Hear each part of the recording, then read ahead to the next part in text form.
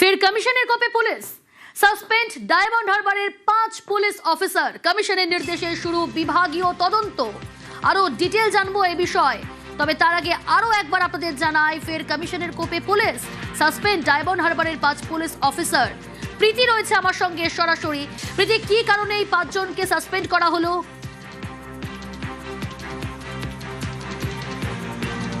দেখো, তুমি যে বিষয়টা বলছিলে যে ডায়মন্ড হারবার পুলিশ জেলার 5 জন পুলিশ অফিসার তাদেরকে সাসপেন্ড করা হয়েছে। শুধু সাসপেনশন নয়, তাদের বিরুদ্ধে কিন্তু বিভাগীয় যে তদন্ত, সেই তদন্ত শুরু হয়েছে। মূলত এই যে দ্বিতীয় দফার নির্বাচন রয়েছে, সেই নির্বাচন কোথাও গিয়ে প্রভাবিত হতে পারে এবং তারা যে কাজ করছেন সেই কাজে ইনঅ্যাক্টিভনেসের অভিযোগ উঠেই কিন্তু তাদের বিরুদ্ধে এই যে সাসপেনশন করা হয়েছে। তোমাকে জানিয়ে রাখি যে এর পাশাপাশি ডায়মন্ড হারবারের যিনি পুলিশ সুপার রয়েছেন ঈশানী পাল, তাকে সতর্ক করা হয়েছে যে তার আন্ডারে থাকা এই 5 পুলিশ অফিসার যে কাজ করেছেন, ইন ফিউচার বা ভবিষ্যতে যদি আরো অন্য অফিসাররা এরকম কাজ করে তাহলে তার বিরুদ্ধেও কিন্তু, অর্থাৎ ঈশানী পাল পুলিশ সুপার, তার বিরুদ্ধেও কিন্তু পদক্ষেপ করা হবে। তোমাকে জানিয়ে রাখি 5 পুলিশ অফিসার যাদেরকে নিয়ে আমরা কথা বলছি তারা ঠিক কোন পোস্টে রয়েছে এবং তাদের নাম কি।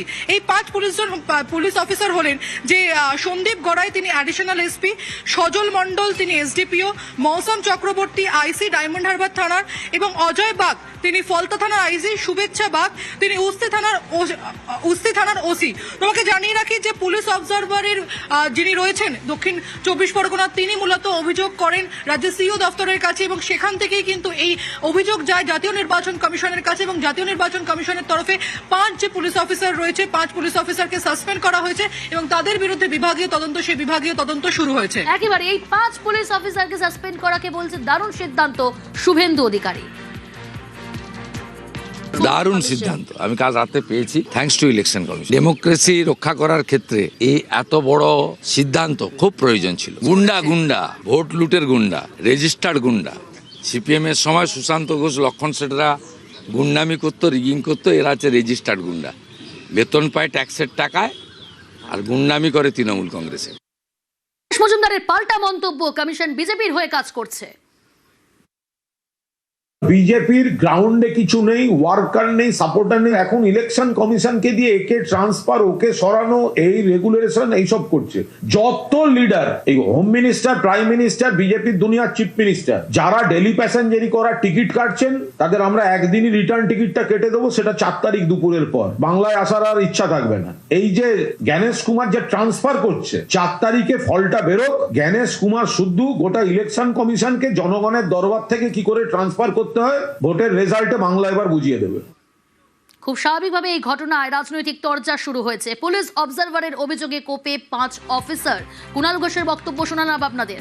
22 এপ্রিল 5 অফিসারের নামে নালিশ পুলিশ অবজারভারের। 22 এপ্রিল পুলিশ অবজারভারের বিরুদ্ধেই সরব তৃণমূল।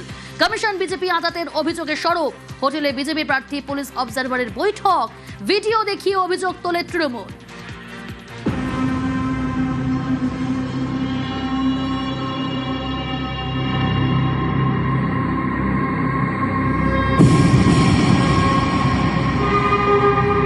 গত 22 এপ্রিল তৃণমূলের তরফ থেকে এই ভিডিও প্রকাশ্যে আনা হয়। মগরাহাট পশ্চিমের বিজেপি প্রার্থীর সঙ্গে বৈঠকের অভিযোগ। ডায়মন্ড হারবারে হোটেলে গোপন বৈঠকের অভিযোগ। চুপি চুপি বৈঠক কেন, প্রশ্ন তোলে তৃণমূল। ডায়মন্ড হারবারের পুলিশ অবজারভারের অপসারণেরও দাবি। পুলিশ অবজারভার পুরুষোত্তম দাসের অপসারণেরও দাবি তোলে তৃণমূল।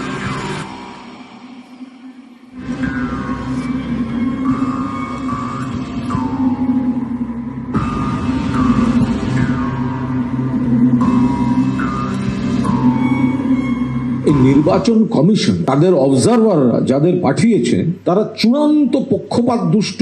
বিজেপির হয়ে দলদাসের মতো কেউ আচরণ করছে। গোপনে চুপি চুপি মিটিং করছেন কেন?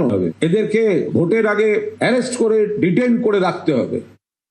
ওইসব ভিডিওকে আমরা কোনো মান্যতা দিচ্ছি না। পশ্চিমবঙ্গের বাঙালির ওসব ভিডিও, অডিও, লেখা, পড়া, বিজ্ঞপ্তি এ নিয়ে কোনো মাথা ব্যথা নেই। 26-এর নির্বাচন তৃণমূলের বিসর্জন।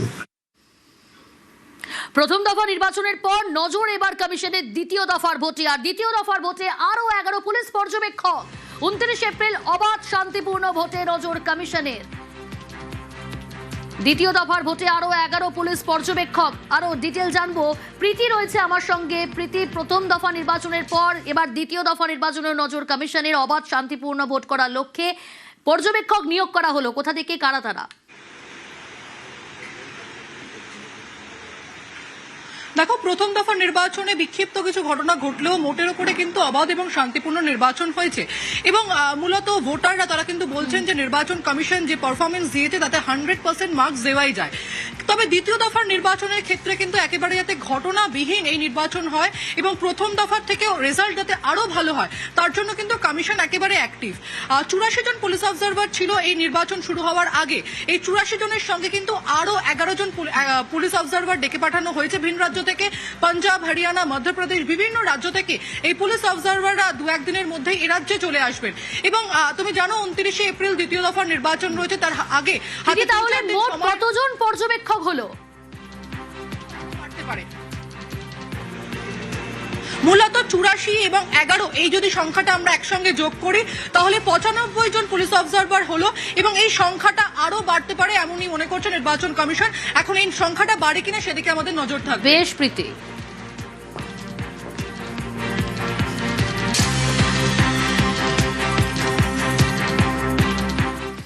এদিকে ভোট প্রস্তুতি বৈঠকে সিইও, আজ 4 জায়গায় বিশেষ বৈঠকে সিইও আরামবাগ, বনগাঁ, সন্দেশখালী, বারাকপুরে বৈঠক করবেন। অশান্তিমুক্ত ভোট করাই চ্যালেঞ্জ কমিশনের।